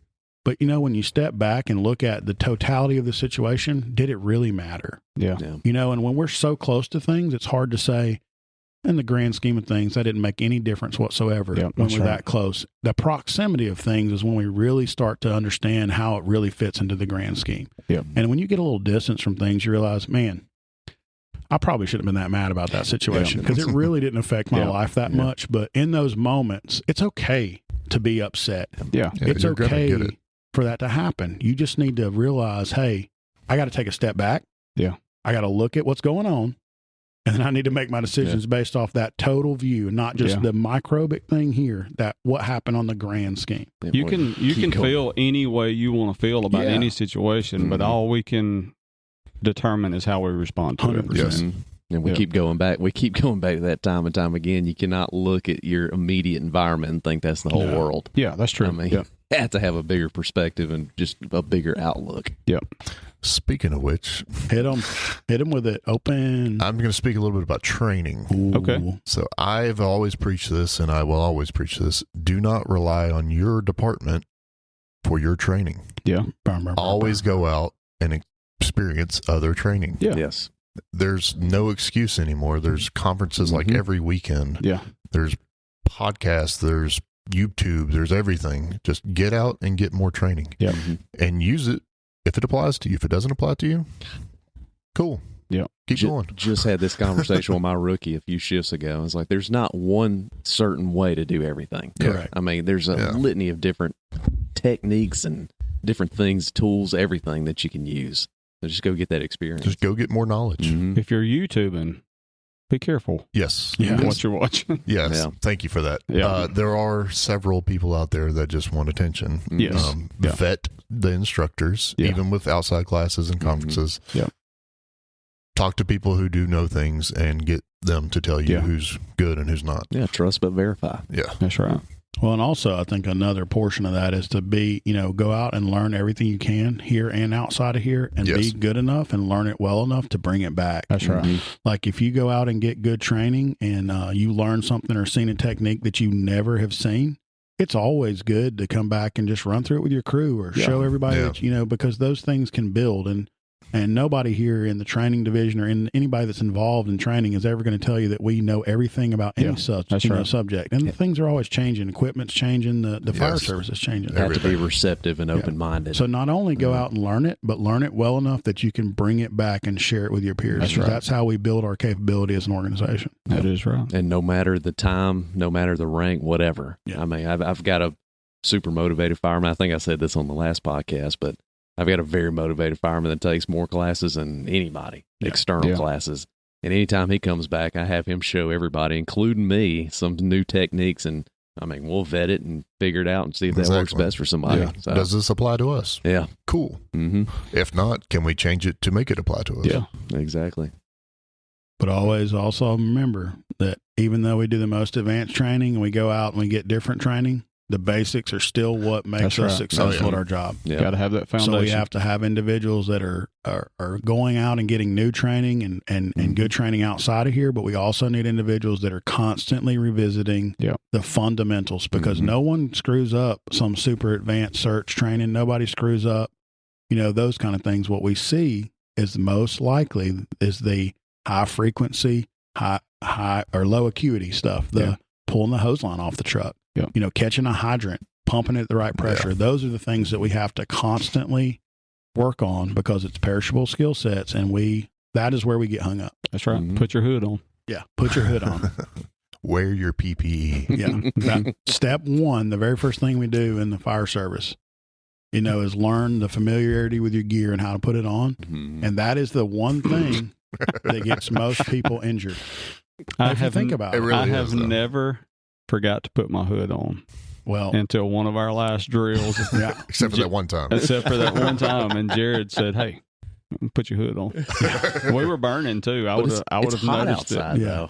Just looking out for you, buddy. I would have noticed it very quick, I promise. Well, if you don't do that fundamental skill at some point in the very near future on an actual incident, you will figure out very quickly that you failed to do that skill appropriately. It'll tell you quick. It's the one that'll tell on you. Yep. So you don't get an opportunity for, especially this group of individuals, to sit down and talk a lot about, and we're a very unique group, is that we are the laterals that kind of made it, if that makes sense. We're not the only people that have lateraled, but we all came here from different departments at around the same time frame. Mm-hmm. And it's been a struggle, especially like me and you sitting here at the table. When I first got here, you hated everything about me. I did. You weren't the only one. I did. But honestly, I'm aware that I have an abrasive personality, and Sambor is kind of the same way. The only thing that was his saving grace is when when Lieutenant Sambor first got here, I was a rookie fireman here, and I was like, "Hey, these guys hate you, and they don't care anything about you, and nothing that you did. They don't want to hear about your prior experience. They don't." They don't care about anything except for this microcosm of a fire department. Just so you know, that way no one told me. Yeah, I'm telling you, so you can't say no one told you. I think that is the first thing he told me when I got hired here, which I thought was hilarious. I'm guilty of saying this. I don't say it anymore, but people would, and I may have said it to Kyle. I don't remember. But did they pay you for your prior experience? And when they say no, I'm gonna say, because nobody cares. Yeah. Keep that to yourself. Nobody cares. I don't say that anymore because that's ridiculous. Right. But, and here's the issue we run into is that, we're all really gung-ho and love this job. And I know you've seen this over the time we've been here, the changes that have come because of what we have brought or what we have put in the effort for is, and there's always going to be some people that are resistant to that. And to be honest with you, a lot of those people are just great people. They just don't want to change. Yeah. They don't like how things have changed. And there's also people that are upset that they weren't able to change things. That's right. I can't fault them for that. There's some people here that don't like me, that don't like Sambor, that probably don't like Jared, but they're still good people, and I understand where they're coming from. They worked for a department that was the same way for most of their career, and then you had an influx. You had a fire chief change. You had an influx of laterals with different experience that have worked at bigger departments, busier departments with a bunch of different ways to do things. And now those guys are a lot of the training division. Yeah, a lot of the field delivery of training are the people that came here 5 years ago, and there's nothing wrong with that. Yeah. But I can't blame anybody for being resistant to that. Well, I said earlier that we can't just say well, I don't care what anybody thinks about me, because I think that's a little bit too far. Yeah. However, your opinion of me is not my problem. Correct. Yeah. So, I don't know.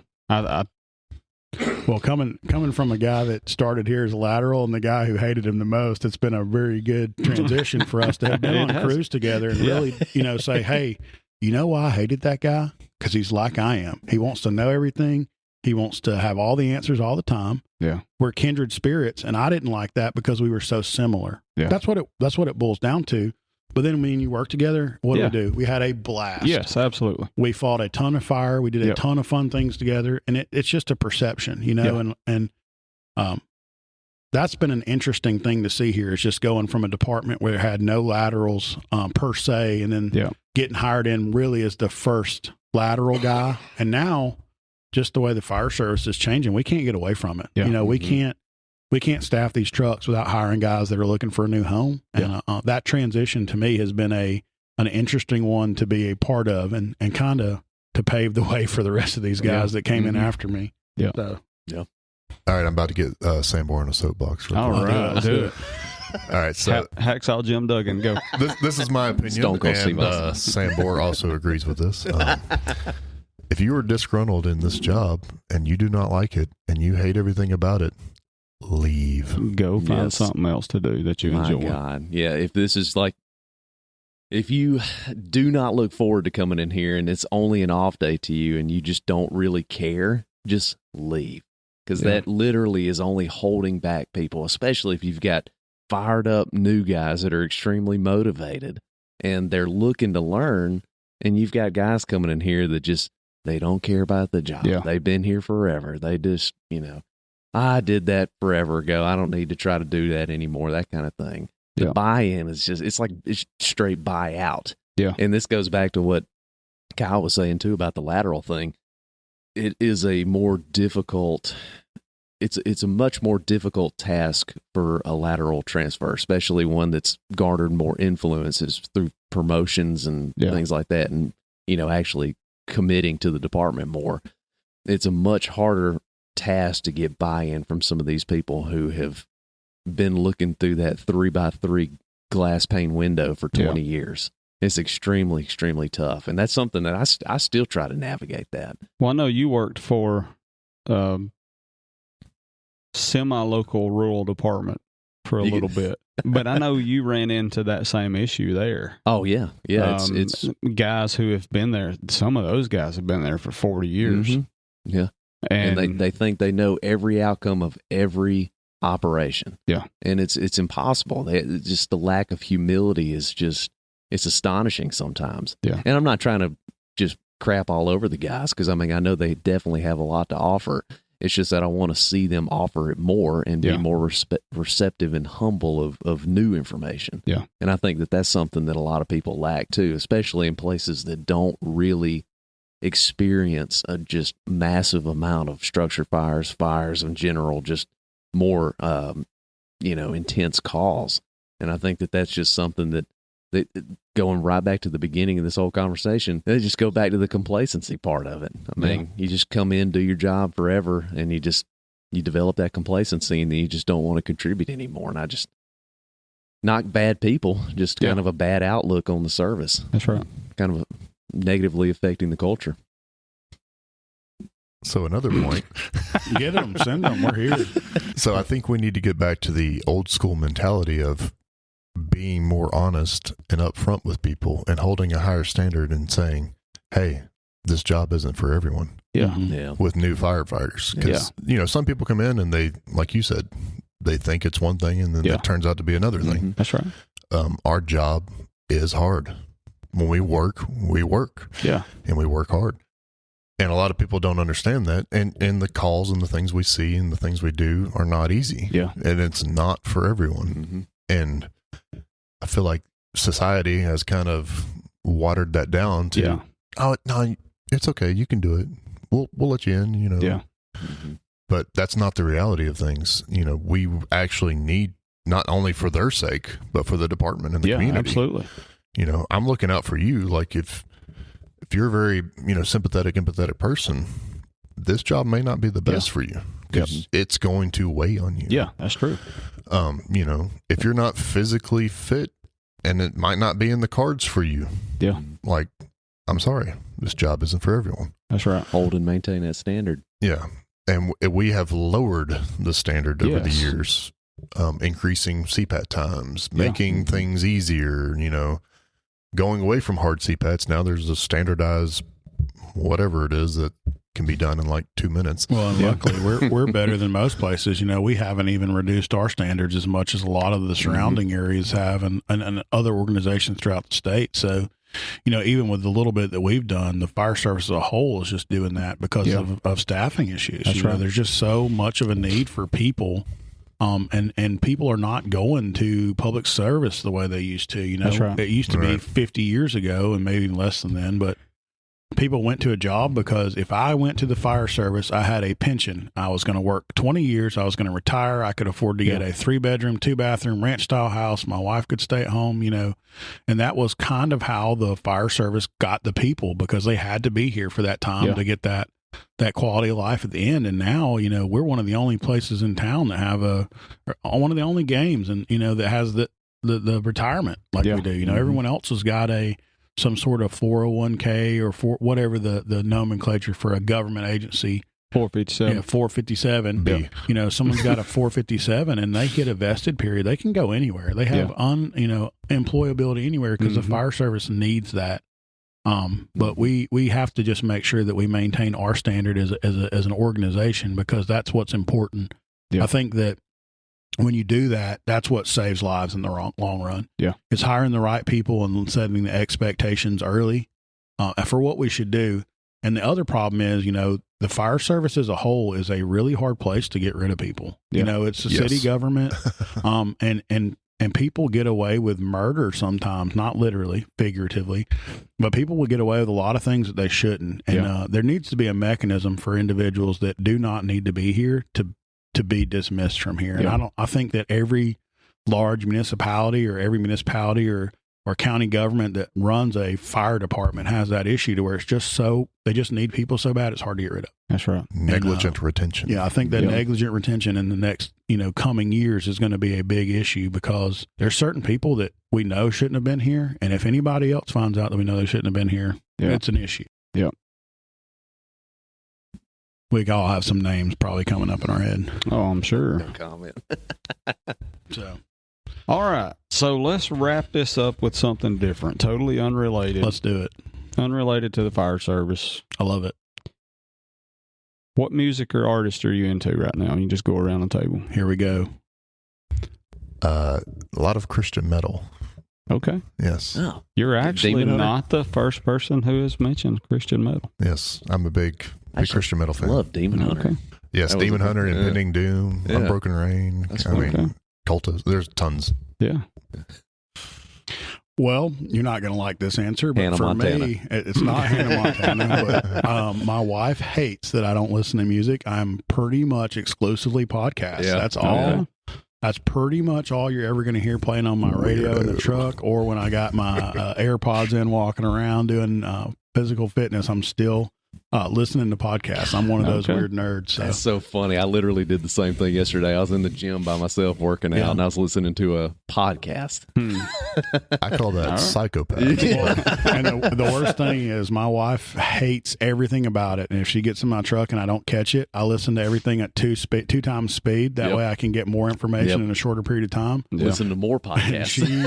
She hates it. Hates everything about it. 2X is fast, though. It is. And that's why, like, probably when we do this edit of this, you're going to be like, why was Kyle talking so fast? And the problem is because that's how I listen to everything that I hear in my entire life. So that's why I talk really fast and string things together sometimes. So if you listen to this one, it'll be like 4X. Probably, yeah. I just hope, I will say this too, kind of unrelated now that we got the music out of the way. The podcast is funny because the very first person that you had on here was Lieutenant Agan, who I'm stationed with, right?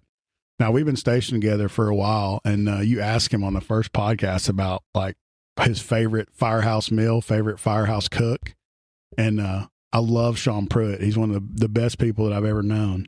But Axel Agan said that Sean Pruitt was like the best cook and has never worked in the station with Sean Pruitt. So here I am, like we work together, and y'all know I cook all the time. So I'm cooking a meal, and every single time we sit down to dinner, I give him the business. I was like, oh, and I love Sean. I have eaten Sean's food. He's amazing, classically trained chef. I've eaten food at his house. He's great, but every chance I get, I just rib Axel, because I'm like, you never were even stationed with him. You literally only ate his leftovers. Like, oh my goodness. Here I am cooking meals for you every night, but you told that he was the best one, which he's great. Don't get me wrong. But a decent influx of good chefs here. I will say Kyle's steak, probably the best I've had. Yeah, it's phenomenal. Yeah. Oh, I haven't had this steak. I'm gonna have to. We throw down. There was a time where like steak was, for whatever reason, it was a different cut of steak on sale every week. Yeah. And I think we ate steak like 3 months straight, when the man. three of us were stationed together, I think that's what we did. We had steak every shift. Yeah. I wasn't complaining, though. It was amazing. They actually, Skeet, that was still here in the fire marshal's office, used to come by and say, oh, it's the steak man's on shift. And I'm like, listen, I could get a regular meal for $12 or I could get a steak for $12. Which are you going with? Steak. Yeah. And it was good. They just thought we were rich, which is obviously By the way, yesterday, did you hear the, we set the fire alarm off here yesterday? No, I didn't. Our cook. I'm not gonna say his name for this, but he was smoking a butt back there with some ribs and stuff, and it caught the grease trap on fire and set the alarm off here in the station. Yeah, I building. can already tell you who that was. You don't have to say the name. Yeah. We actually had a fire in the station a few years ago in the extractor room. Oh, really? We've got all those panels on the wall that controls the lights. That. Yeah, I remember that. Sure, I didn't know that. Sure did. I think he's a battalion chief now, but he happened to walk through. It smelled like wires. Yeah, it smelled like wires, and it was pumping smoke out of that room. Yeah. Well, I will say the smoke detectors here do, in fact, work. Yeah, they work very well. All right. So, y'all alluded to this already. What podcast other than this fantastic podcast are you listening to? Can Report, Michael Goldstein, and Preach Culture. They just came out, started doing a podcast. I do listen to Joe Rogan every once in a while. Of course. Yeah, I mean, and was it Sean Ryan? Sean Ryan. Yeah, I like Sean Ryan. But I don't listen to too many, so we'll let Kyle rip out all his podcast favorites. He's getting antsy over there. You got to be careful, because if you get too many, you don't have the time in the day to listen to them. But I got a lot of Sean Ryan's a good one. Yeah. Cleared Hot with Andy Stumpf, I enjoy. The Mike Ritland podcast. A lot of those guys are ex-military guys, but they also talk to non-military public safety type people as well a lot of times, and those are the ones that I get a lot of information from, because that transition between what military people go through versus what public safety and how that all, there's a lot of good information on there about that stuff. I also listen to some conspiracy podcasts from time to time as well. That's literally about to say just because, there's always a good time for a good conspiracy. And the deeper you get down the rabbit hole, the more it's like, golly, I can see some of the correlations here. So I listen to a lot of that. I love the conspiracy podcast. I've been, what's funny is I've actually, All In podcast is super good. I mean, it's more of like a financial podcast, but it's good about learning about stock markets and stuff like that. But I don't know if y'all have ever watched, or he's a podcast too, but that Caleb Hammer, it's like a financial audit, I think is the name of the podcast. And it's basically like Jerry Springer, but at the end he gives financial advice to these people. That sounds like a Sambor very, podcast. Very funny. Yeah. But yeah, anything conspiracy. I love all the conspiracy podcasts. I love the chemtrail stuff. Yeah. Yeah. Mm-hmm. All right. So I've mentioned this before. None of y'all would probably enjoy it, but the Hayden, Alabama podcast, I like it. We've heard on every podcast we've never done. Plugging them and trying to get a spot. All right. So Bible verses. What's your favorite Bible verse? I think probably an impactful Bible verse for me that's come up a few times in this podcast is Romans 12:21. Do not be overcome by evil, but overcome evil with good. I like it. That's a good one. 1 Corinthians 16:13. Be watchful, stand firm in the faith, act like men, be strong. That's a good one too. Man, that's good stuff. All right. Anybody got anything else? All hearts and minds clear? If you keep this going, we'll talk all day. I know you will. I just wanted to ask one more time. That's the instructor. Anybody got any questions? No. Hopefully we can do this again, get everybody together, and, subsequent conversations about things that are going on. Yep. This is an awesome core group. Yeah. I've enjoyed it today. It's good conversation and stuff. We also have very minimal filter, so some things just get said real raw. Sometimes they I'm do. glad this ain't live. Yeah, I know. I ain't that brave yet.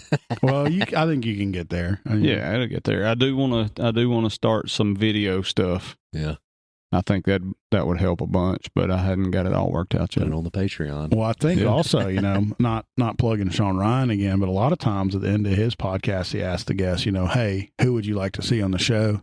Mm-hmm. I think that'd be a good thing to do too, because it'd be good, honestly, to get like the fire chief in here if he was willing to do it, and to get just some different perspectives, because we've had a lot of good perspectives from the podcast. The with Mark Bagley and Connor Bagley, seeing that difference between the generations is pretty cool. And the very first one was a lot about mental health, which I think is very helpful. But man, if you could get the fire chief in here for a long format. Like conversation, that would be. I have some people I'd like to nominate. Yeah, absolutely. Throw Shane Bentley. Okay. And Jason Painter. Okay. I think those two would be great people to have on here. Absolutely. Nathan. Nathan Sailors. I thought about Nathan too. Yeah. Maybe get some of those battalion chiefs in here if they'll do it. I doubt they'll do it, but that would be get them together like this. That would be even better. Yeah, I think that's interesting to see. Just those, even if it's outside of the department. I think that's too also a good, to listen to other guys and what their experiences are and where they're at. Kind of gives a little bit of depth to the podcast as a whole. Yeah. If you want a funny full circle guest, I actually know that my very first officer in the fire service listened to the podcast that I was on. Really? Yeah, and he had some choice things to say about Sambor. He was, I think now he's still the head of the union for City of Atlanta for fire service. And I texted him and he said that he was like, man, if I ever have any time, I'd be happy to do it. Yeah. But Okay. he still works down there. Hopefully he'll tell us all the stories about Sambor being brand new and knowing nothing, screwing stuff up. I hope he remembers a lot of that stuff. I screwed up. I know one thing he thought was the funniest thing ever is the first time we had like this apartment flood or something like that, and we went to squeegee. First time I ever used like an actual squeegee. Mm-hmm. My first evolution of broke it in half. Like just broke it off the end of it, and he thought that was so funny. Yeah, that'd be cool. I got some messages based on your episode with some, I guess, recommendations. Some ideas for episodes. Oh, did my wife? Yeah, they did. Yeah. And it was good recommendation. So we're gonna look into that too. What about you? What about doing this? Are you getting a lot of positive feedback? Has there been some hate mail? How's that going as a podcaster right now? You're a legitimate podcaster these days. I don't know about legitimate. You got the setup. We're all here. You got some great some reels on all the social medias that are awesome. I enjoy that. I got to diversify those reels just a little bit. Yeah, they're always in the exact same place. Well, in front of that field, the exact same stance. But I love it. I love it. There's another same thing. sunglasses, same sunglasses for sure. That's kind of my thing. But I noticed the other day I was just scrolling through them. I've got on a gray shirt and every single one. It's a podcast. It's your podcast shirt. It's not always. Oh, it's sometimes it's Northwest Georgia CPR plug. Yeah, plug. And then I got a gray polo that I wear sometimes. And every time I do a video, I got on a gray shirt. We got to get you diversified. Brother. I know.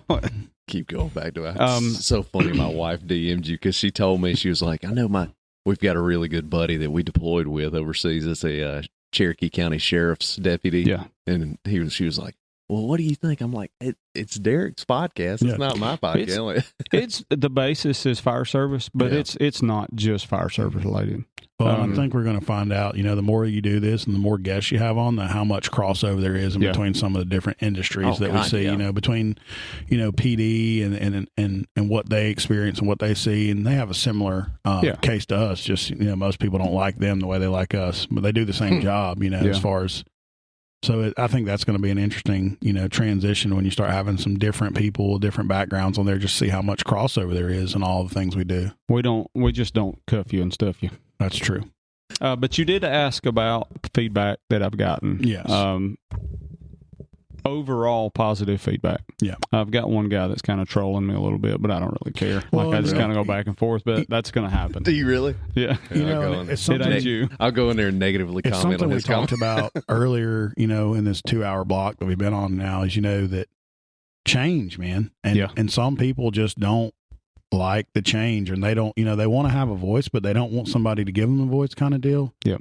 And I'm more surprised that you haven't had the people say, "Oh, well, you guys are so busy, but you got time for a podcast." I figured that'd be one of the early, thought processes that's that a we good went point. through. So, Hadn't heard that one. well, that's good.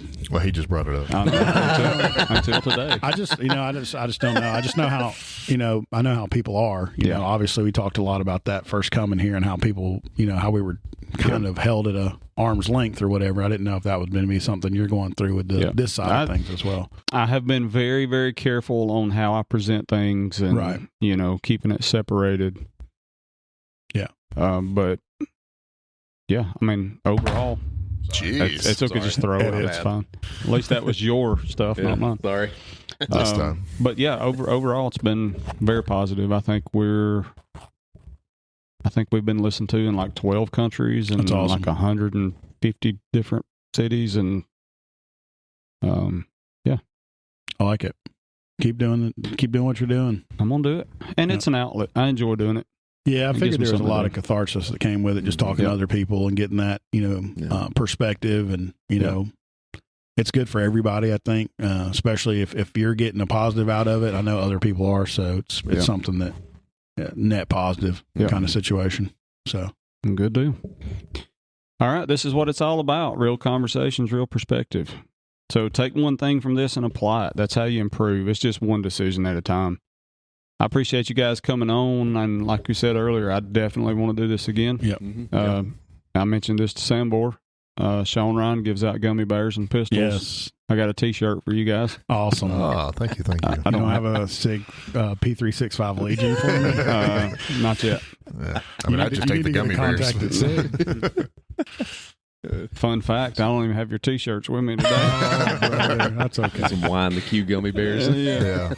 So I'll get those to you. But like I said, I appreciate y'all coming in. I look forward to doing this again. But thanks for listening to Wind the Q, the stories behind the siren. Stay safe. Take care of your crew. Take care of your family. Boots hit the floor. Jump in our gear.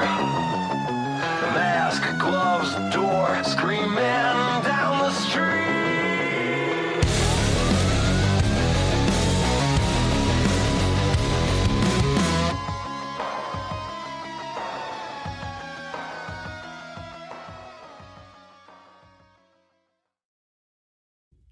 Before we wrap up, if you've gotten value out of this podcast, if it's something that you listen to, that you share, and that you believe in, then there's a way to support it directly. We've set up a monthly support option through Buzzsprout, and that link is in the description. Everything that goes into this, the time, the equipment, the production, it all adds up, and that support helps us keep this thing moving forward and growing. If that's something that you want to be a part of, we appreciate it. And if not, just keep listening, sharing it, send it to your crew. That matters just as much, but we appreciate all of it.